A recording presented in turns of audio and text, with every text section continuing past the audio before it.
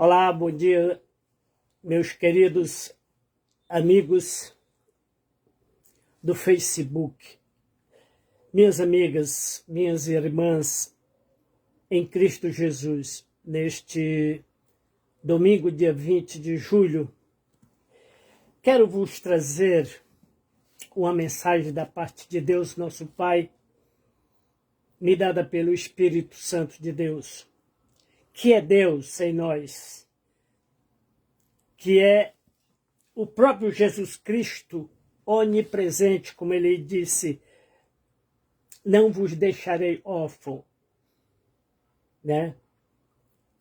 Eu vou, mas eu enviarei o Espírito Santo e ele vos falará de tudo aquilo que ouviu de mim. E eis que estou convosco todos os dias. Então o Senhor Jesus está afirmando que ele mesmo, através do seu Espírito, estaria e está verdadeiramente em nós quando nós andamos na sua luz, quando nós mantemos comunhão uns com os outros.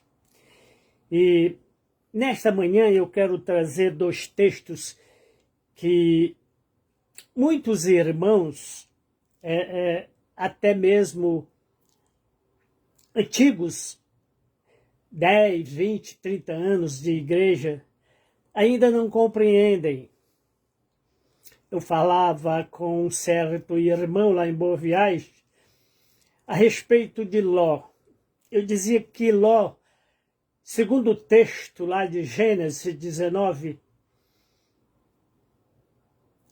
nos traz a compreensão de que ele era um homem avarento, amava o dinheiro, as possessões, é tanto que Abraão pede a ele para escolha, meu sobrinho, para que lado você quer ir? Se for para a direita, eu vou para a esquerda. Se você for para a esquerda, eu vou para a direita. Porque tu já tens muitos bens, muitos gados, camelos, e a terra já não comporta as nossas possessões. Então Abraão deu a Ló a escolha, sendo Abraão justo, deu a ele a escolha de ir para onde ele quisesse, para onde os seus olhos lhe agradassem. E ele escolheu a Campina, né, o Jordão, e lá habitou na cidade de Sodoma e Gomorra. Se você ler o texto, for um cristão verdadeiramente nascido de novo, não somente um leitor da Bíblia, você vai compreender que Ló, quando chegou naquela cidade, ele fez acordos, alianças com os homens de Sodoma e Gomorra.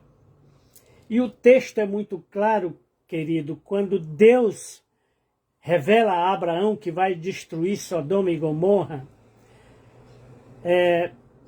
Abraão pede a Deus: Senhor, tu destruiria essas duas cidades se lá existisse 50 justos?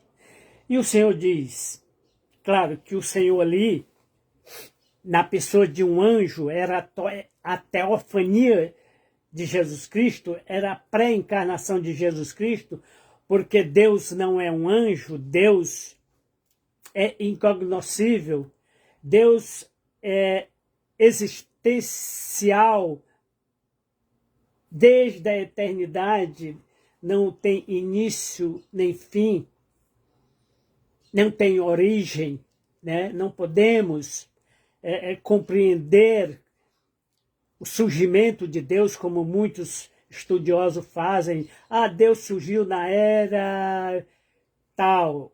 Ah, Deus surgiu depois da água. Ora, se foi Deus quem criou a água, quem fez a água, quem fez a separação das águas, então Deus não pode ser um anjo, mas o anjo ali é a teofania de Jesus Cristo pré-encarnado. Já era a pessoa de Jesus Cristo ou um anjo qualquer que Deus tenha designado como anunciador do que ele ia fazer a Sodoma e Gomorra. E Abraão trata aquele anjo com superioridade, claro, e o trata como Senhor. Senhor, tu destruiria Sodoma e Gomorra se lá existissem 50 justos? E o Senhor, não, se lá tiver 50 justos, não vou destruir. E Abraão vai descendo para 45, para 30, para 20, para 10.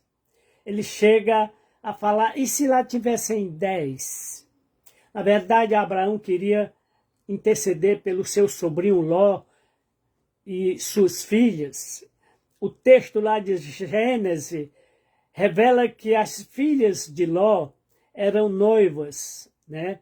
Os anjos, quando chegam lá, encontram Ló na porta da cidade, ele leva para casa e os anjos tentam convencê-lo a sair da cidade, porque logo ao amanhecer os anjos iriam destruir a cidade. O próprio Deus mandaria enxofre, fogo do céu e destruiria as cidades. E diz o texto que Ló incitou, ou seja, ele ficou desconversando, ficou durante toda a noite arranjando pretexto para não sair, porque ele estava arraigado às suas raízes, o seu amor ao dinheiro, às possessões, aos bens, aquilo que o Senhor Jesus vai nos trazer nos evangelhos de Mateus, Marcos, Lucas e João, que o homem não deve juntar bens, tesouros na terra. Não ajunteis para vós tesouro na terra, onde o ladrão rouba, onde a ferrugem corrói. Ajuntai para vós tesouro nos céus, né? E Jesus vai dizer, porque o homem não pode servir a Deus e às riquezas, a Deus e a mamon, a Deus e ao mundo, mas é o que muitos hoje estão querendo servir, a Deus e às riquezas, a Deus e ao mundo, a Deus e aos costumes, aos vícios, aos bens, porque acham que ter muito dinheiro, ser rico, é sinônimo de santidade, ou sinônimo de bênção. Na verdade, sim, a pessoa que adquire muitos tesouros na terra é bênção de Deus, né? Mas a Bíblia vai dizer, os filhos que são bênçãos de Deus, são como flechas na aljava do caçador. Então, Jesus vai reclamar e nos exortar dizendo, do que adianta ganhar o mundo inteiro e perder a sua alma? Ele traz aquela parábola daquele homem que era muito rico e mandou fazer novos armazéns, novas casas, construiu e disse, regala-te, minha alma, deita, tens muitos bens para tu gastares durante a vida. Aquele homem achava que ia viver 100 anos, ou talvez 150 anos, e Jesus vai dizer, louco, esta noite pedirão a tua alma, e o que tu tens, a quem tu vais dar? Então, não são as riquezas, irmão, sinônimo de santidade. Elas são sinal de bênçãos quando nós distribuímos com aqueles que necessitam. Aquilo que o profeta Isaías, profeta Miqueias vai dizer, o que é que Deus requer de ti, ó homem? Não é que repartas o teu pão com o faminto, né? Que pratiques a justiça. Então, do que adianta ter muito e ser mesquinho e ser avarento? Então, Pedro vai reclamar lá na sua primeira carta de pastores avarentos que deturpam a palavra, que são pregadores da prosperidade, que só visam os bens da terra, que querem ficar rico, né? Como muitos aí pregam. Paulo vai chamar de obreiros fraudulentos. Paulo chega a reclamar aos filipenses que ele não recebia salário, ele tinha o direito de receber o salário, mas ele não recebia porque preferia trabalhar com as próprias mãos e não desposar as igrejas, né? Então Paulo, quando pedia ofertas, ele pedia para ajudar os pobres. Então, querido, Eu dizia àquele irmão, Ló era um homem avarento, amava os bens, o dinheiro, estava arraigado ali na cidade de Sodoma e Gomorra e não queria sair de lá.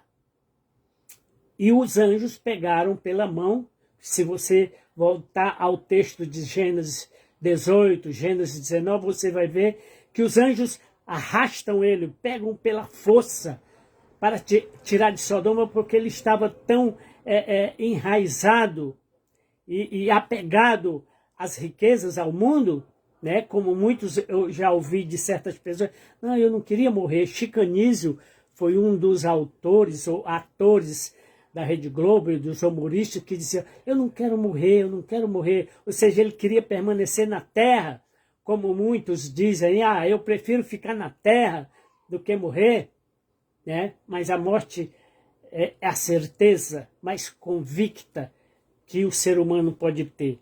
Então Pedro aqui, quando está falando dos falsos ensinadores, daqueles que pregam a palavra de Deus e a deturpam e a usam como meios de ficar rico, me dê o seu dinheiro, me dê a sua riqueza, paguem o dízimo, tragam as ofertas para mim, eu sou merecedor. Então Ezequiel 34 vai nos trazer uma repreensão fortíssima a esses pastores mercenários. Zacarias 1, né? Também vai trazer essa repreensão ao pastor mercenário, que prega por dinheiro. Então, pastores que querem fama, que querem riqueza, que acham que isso é sinônimo de santidade, de aprovação de Deus. Deus aprova. Deus deu riquezas a Salomão. Salomão pediu sabedoria, mas Deus deu riqueza. Irmão, quando você lê o texto ali de Crônicas, você vai descobrir que Deus colocou Salomão à prova.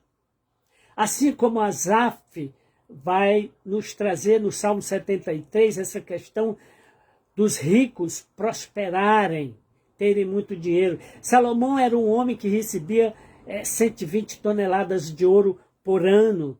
Salomão tinha 1000 mulheres, 700 princesas e 300 concubinas, as quais ele construía postes vidros, construía imagens de escultura, e a Bíblia vai dizer, o coração de Salomão já não é de todo do Senhor, porque Salomão impôs altos impostos aos seus súditos. Roboão vai dizer, depois que Salomão morre, e Roboão, seu filho, assume, ele vai dizer aos anciãos que disseram, olha, Roboão, baixa os impostos, seja misericordioso com os pobres. E ele disse, olha, o meu dedo mínimo vai ser mais pesado que o polegar do meu pai. Então o Roboão queria dizer que ele ia aumentar os impostos. Se Salomão escravizou e cobrou impostos, né, de muitos, ele ia ser 2 vezes ou 3 vezes mais pesado, né, mais injusto, ia cobrar imposto. E é tanto, meus queridos, que Salomão vai escrever que correr atrás da riqueza é correr atrás do vento. É vaidade. Ele diz, é vaidade de vaidade. Tudo debaixo do céu é vaidade. Então, ter muito dinheiro, ter muito ouro, ter muitas possessões é vaidade. Ele dizia, Salomão escreveu aos Provérbios, Eclesiastes. Então, Salomão se arrependeu da vida que ele levava, de muitas mulheres, de riquezas, de ouro, de braceletes, né, de cordões de ouro, de portas de marfim. Então, Salomão tinha uma estribaria de mais de 1000 cavalos árabes. Então, Salomão era muito rico. Deus deu a Salomão muita riqueza como provação. E acabou que Salomão morreu e toda a riqueza de Israel foi para Nabucodonosor, para Senaqueribe. Nós vamos ver isso no reinado de Ezequias. Quando Ezequias assumiu o reinado, e Senaqueribe cobrava impostos, Ezequias teve que arrancar o ouro que cobria as portas do templo, porque ele não tinha mais dinheiro para pagar os impostos, né? Então o povo era escravizado, o povo ficou pobre, paupérrimo. Nós vamos ver isso nos livros de Esdras e Neemias, que quando Neemias voltou a Jerusalém para a reconstrução dos muros, não existia ouro, não existia nem pão. Então o rei Ciro teve que dar a Neemias pão, teve que dar vinho, teve que dar ouro para que ele pagasse aos trabalhadores, porque Israel estava pobre, pobre, querido. Então riqueza na terra pode ser sinônimo de bênção quando você usa para abençoar a outras pessoas. Quando você junta, quando você mantém para si, você está promovendo o egoísmo, a avareza, a inveja, você está promovendo a escravidão, está escravidando as pessoas, como se hoje nós vemos pessoas que sobrevivem de um Bolsa Família, né? Que sobrevivem de esmolas do governo, porque o governo escraviza, porque o governo cobra altos impostos e a população brasileira se submete a essas esmolas, né? Então, veja bem, Pedro vai dizer aqui, e condenou a subversão às cidades de Sodoma e Gomorra, reduzindo a cinza e pondo-as para exemplo àqueles que vivessem impiamente. Mas livrou o justo Ló, enfadado da vida dissoluta dos homens abomináveis. Por que Pedro usa esse termo justo? Porque Pedro vai nos afirmar aqui que Ló era justo. Se a palavra de Deus nos afirma que não há nenhum justo sequer, todos pecaram, não há quem faça o bem. A nossa justiça está em Jesus Cristo, o justo, ele é o sol de justiça. Então, Pedro está nos falando aqui, queridos, da justiça de Deus, da bondade de Deus, da misericórdia de Deus. Então, quando ele trata lá dos homens sexuais, do povo, dos falsos profetas, né? Ele diz, haverá também muitos falsos profetas, né? Doutores introduzirão encobertadamente heresias de perdição, negarão o Senhor que o resgatou, trazendo sobre si condenação, perdição, e muitos seguirão as suas dissoluções, as suas mentiras, pelos quais será blasfemado o caminho da verdade. Então Pedro diz, por esses pregadores, então serão blasfemado o caminho de Deus, o caminho da verdade. Paulo aos Romanos vai nos trazer aquela expressão, inverteram a justiça de Deus, a verdade de Deus, trocaram a verdade pela mentira, né?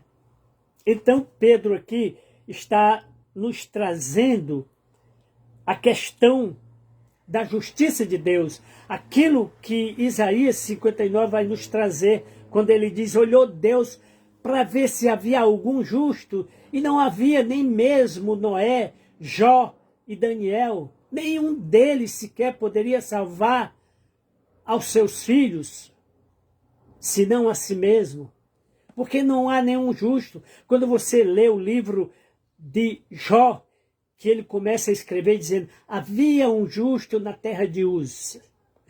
Jó se designava justo, mas no final do livro ele vai dizer que ele não conhecia nada.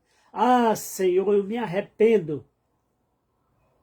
de ter me exaltado. Eu me arrependo do pó e na cinza, porque eu te conhecia só de ouvir falar. Então Jó vai confessar que ele era pecador, que ele precisava de misericórdia, de perdão, como todos nós precisamos, necessitamos do perdão de Jesus Cristo, da graça de Deus, da sua bondade, da sua misericórdia. Devemos nos render a Ele, querido.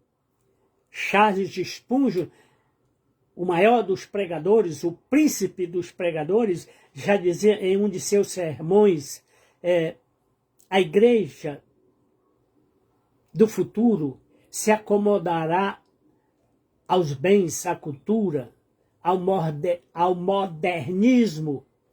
A igreja do futuro não viverá de submissão, de rendição ao Senhor, mas viverá de eventos, de festas, de aleluia, glória a Deus, de cânticos, né? É o que mais se ouve falar. Você já prestou atenção? Por exemplo, Aline Barro estava sempre em primeiro lugar nas paradas, sumiu? Tanto quanto os outros, Kleber Luca e outros, sumiram, né, do mundo gospel, né? Meus queridos, quando você escuta ou assiste um vídeo que J. Neto fez depois da morte do seu filho, um testemunho do que Deus fez na vida dele. Ele casou-se com uma mulher incrédula e ele fala dela como uma mulher de feitiçaria que ia matar ele, que queria matar ele, que tirou os filhos dele e acabou um dos filhos, o mais novo, 14 anos, se enforcando, se matando. E J. Neto fez aquela música, eu sou um cara que se ajoelha, que ora, que conta seus segredos para Deus e que durante as madrugadas, muitas vezes, sem palavras, chora. Ele diz, eu sou esse cara, né? Eu sou um cara que conta os seus segredos para Deus. Eu sou o cara que anda de mão dadas com Deus.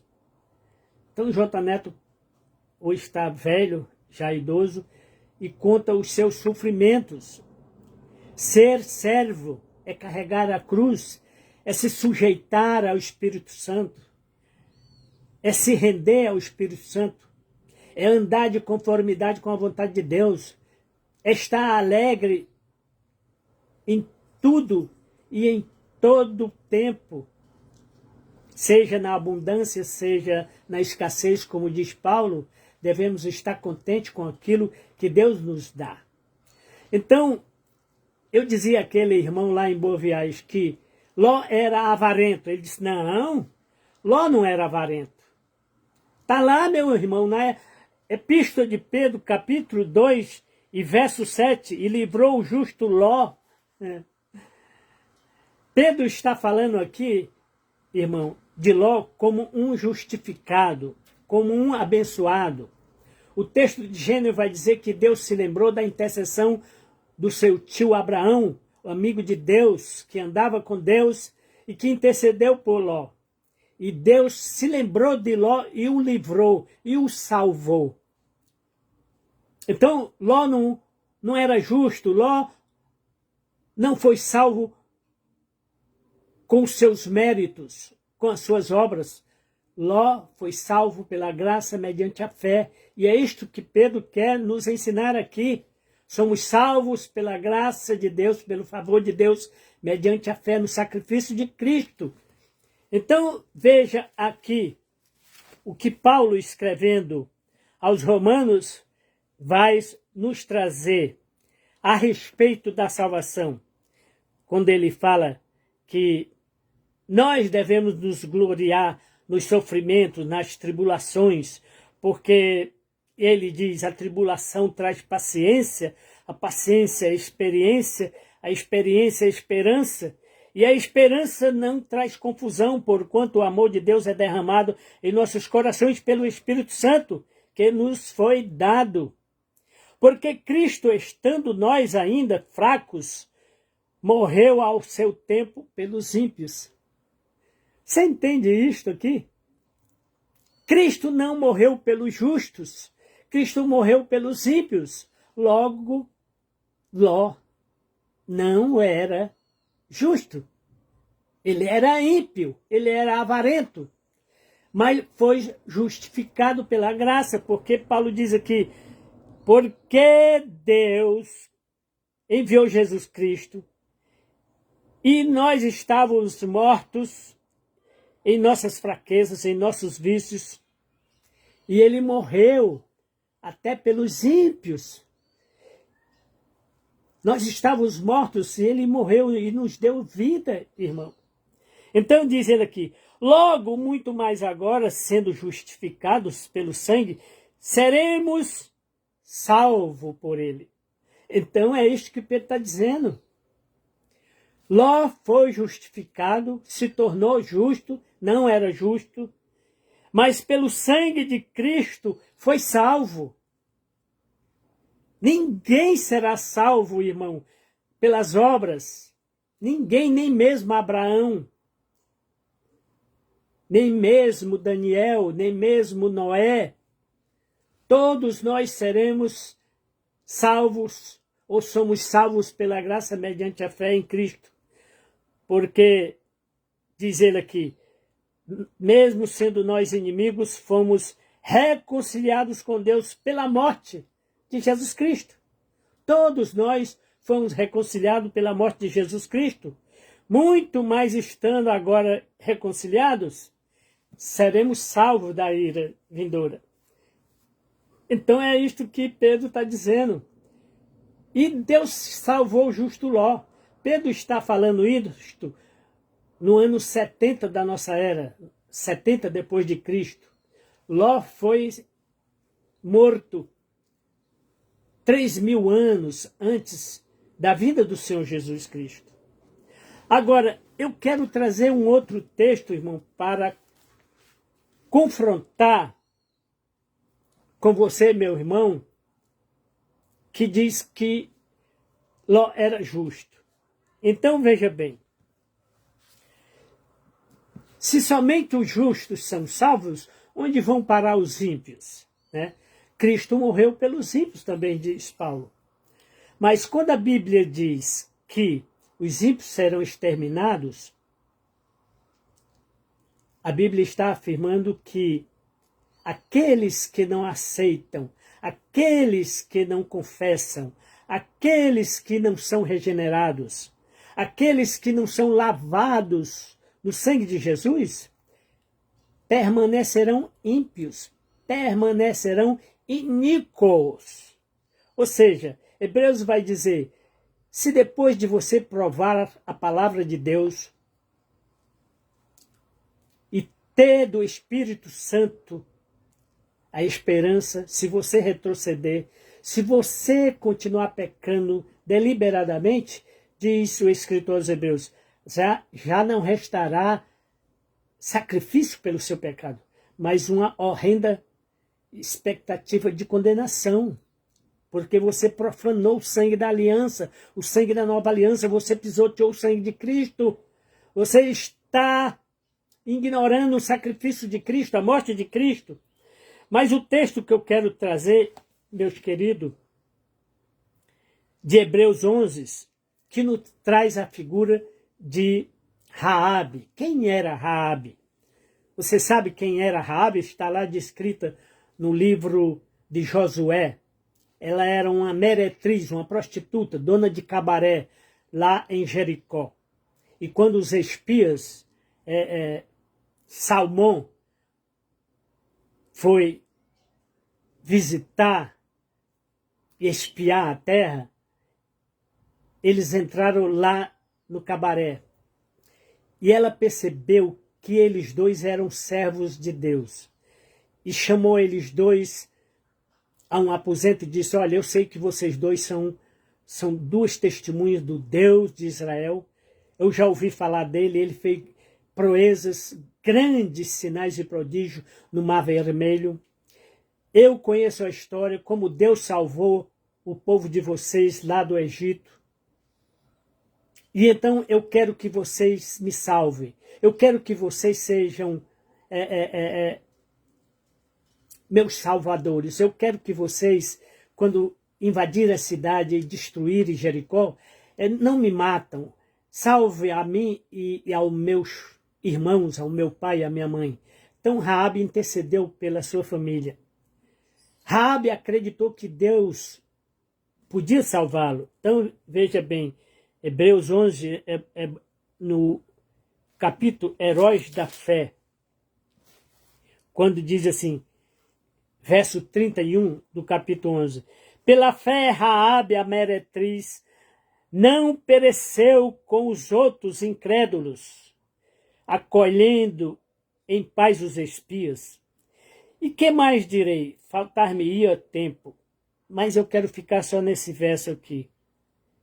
Pela fé, caíram os muros de Jericó, sendo rodeados durante 7 dias, mas pela fé Raabe, a meretriz.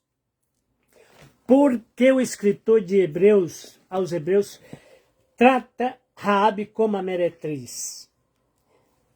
Pedro trata Ló como justo. Salvou Ló, o justo. Porque Ló não era justo. Ele se tornou justo. E aqui o escritor aos Hebreus vai dizer, porque pela graça mediante a fé, Raabe, a meretriz.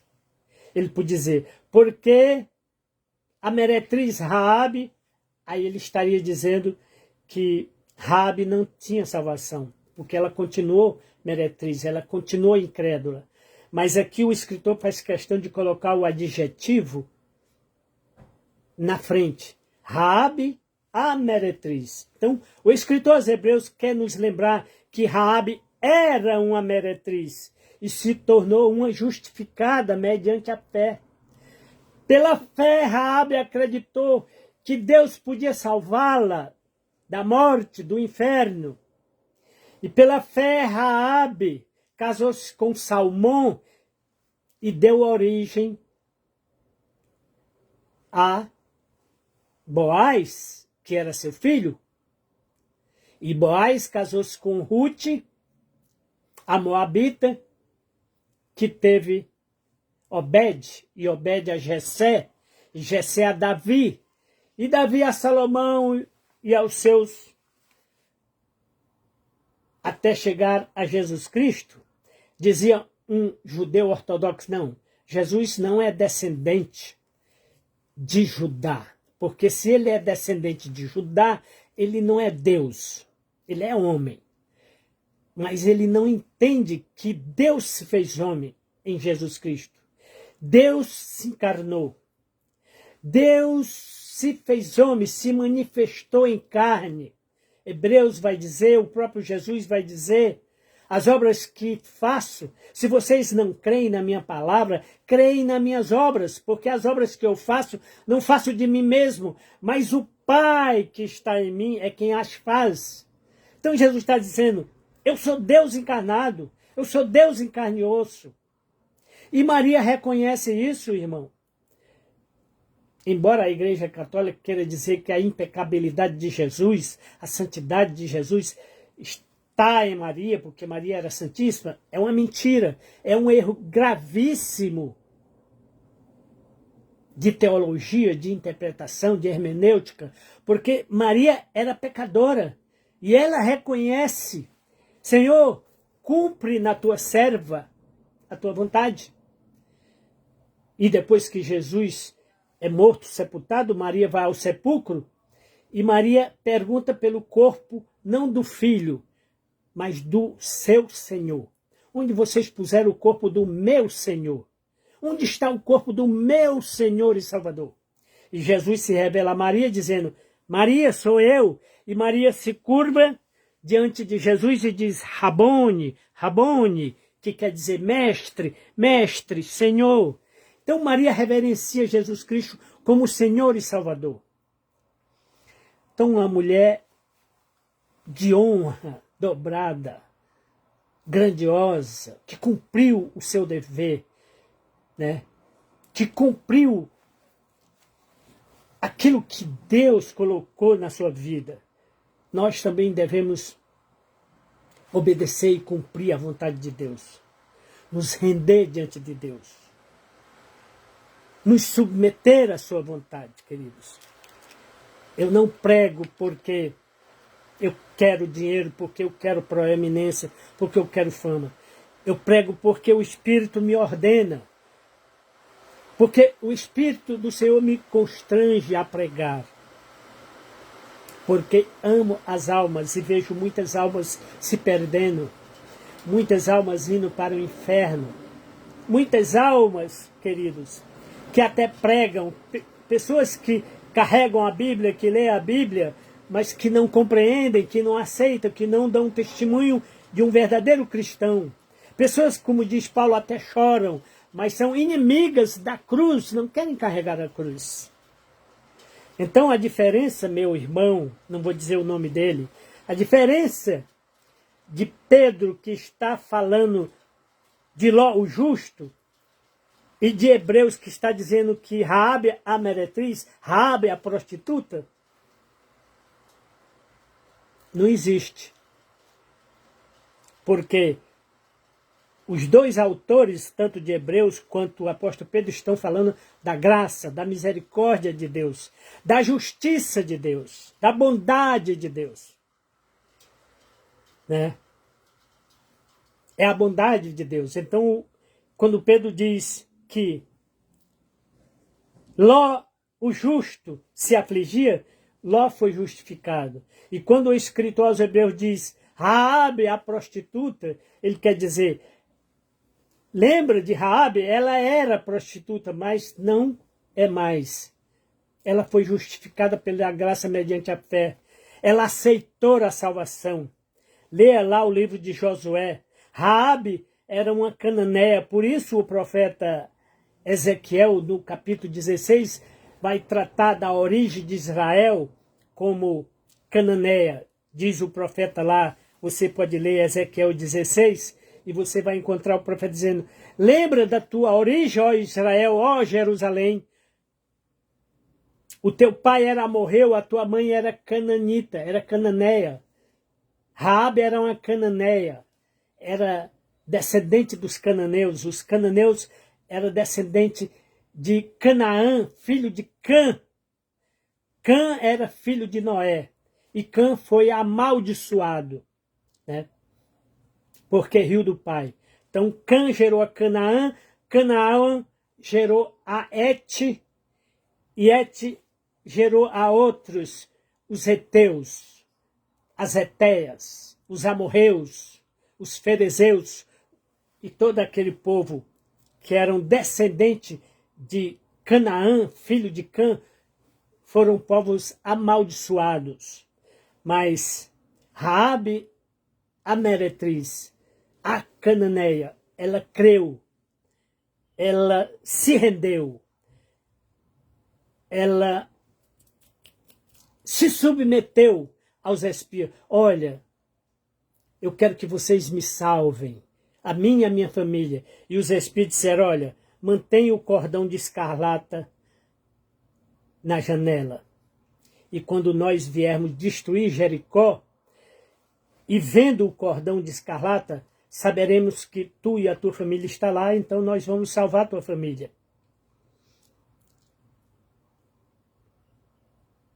Para nós cristãos, basta crer, como disse o apóstolo Pedro, o apóstolo Paulo, crê no Senhor Jesus Cristo e serás salvo. Olha para a cruz. Isso aqui é apenas um símbolo. Muitos dizem, crente não pode usar crucifixo porque isso é sinal de maldição. Cristo carregou a minha maldição. Ele se fez maldição por mim. Como diz Matos Nascimento, Jesus Cristo foi provado, ele deu sua própria vida, como ovelha foi levado, no seu corpo as feridas, estava ali o meu pecado, toda a culpa deste mundo, sobre si ele levou. Então Jesus Cristo levou a minha culpa, a minha maldição.